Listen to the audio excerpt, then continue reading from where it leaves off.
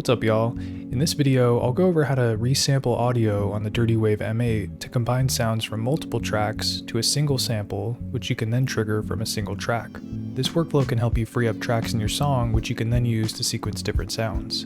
So let's check it out. The M8 sequencer has 8 tracks, which are each monophonic. That means only one note can play at a time on a single track. So when the sequencer gets to another note in a track, the previous note stops playing.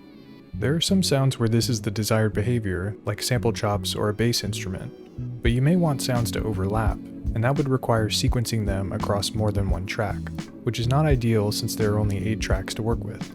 For example, here I have a longer melodic sample that fades in when it starts playing and fades out at the end.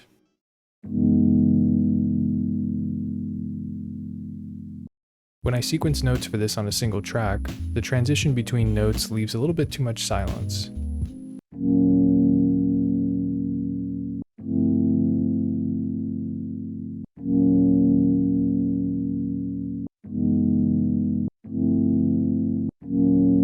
So to smooth it out, I'll use another track to sequence the other note.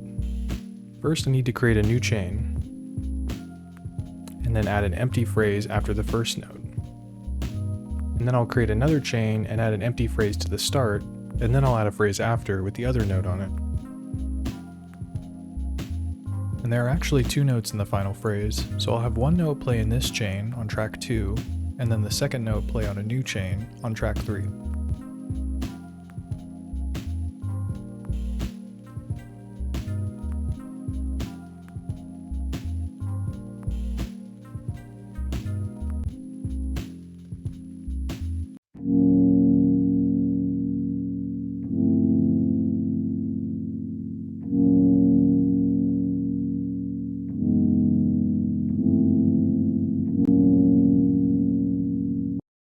There's still a little too much overlap, so I'll also add an off command to kill the note a few steps after the next note plays.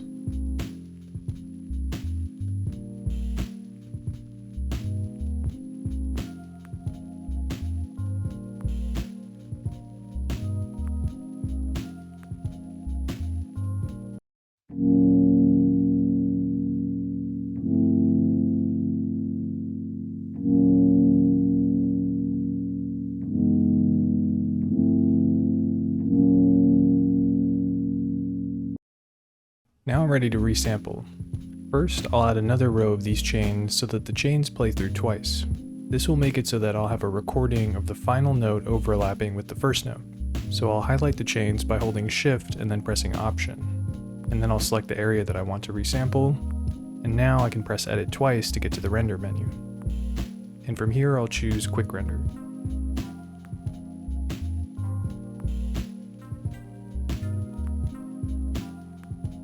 Once that's done, a new sampler instrument automatically gets created which has the recording loaded.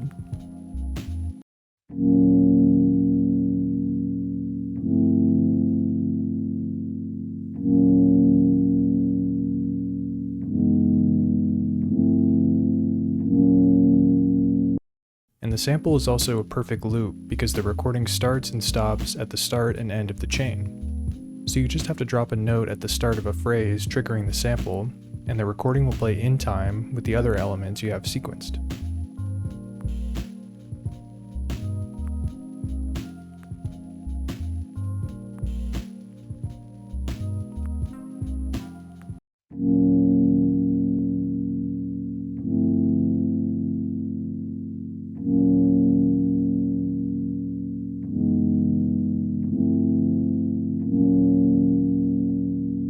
Another common use case is resampling your rhythm section to consolidate tracks.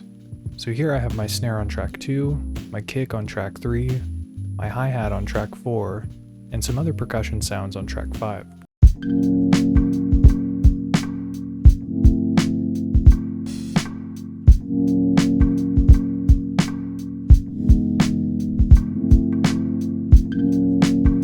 So I'll do the same thing as before.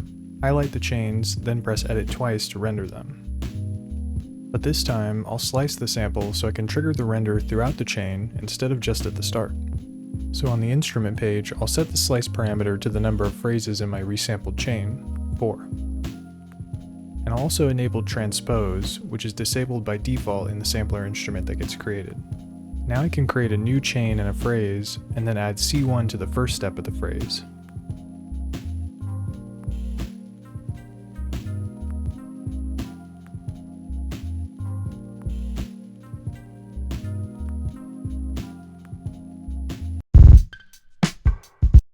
Then back in the chain view, I can add that same phrase to separate rows for each slice I have.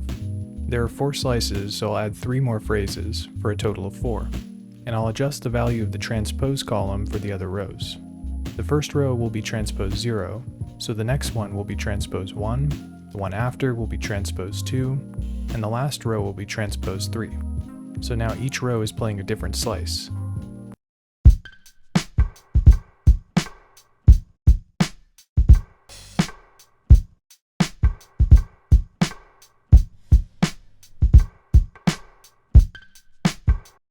If I want the playback to start in the middle of the phrase, like on step 8, I can double the slice parameter value from 4 to 8 and then have 2 notes in my phrase, C1 and C#1. And now the transpose needs to be set to 2, 4, and 6, so it'll play the next 2 slices in each row.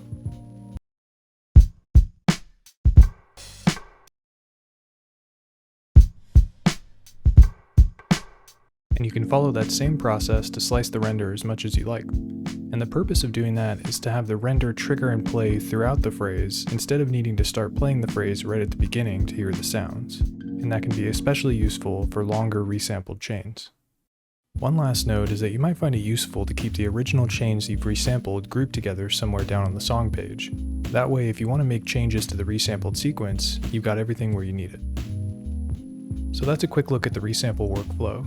Beyond what I covered here, you could also use this to create chords with the M8's instruments, or you could add effects to resampled audio, like using the time stretch LFO trick. So there are a lot of possibilities. But that does it for this video. Thanks for watching, see you next time.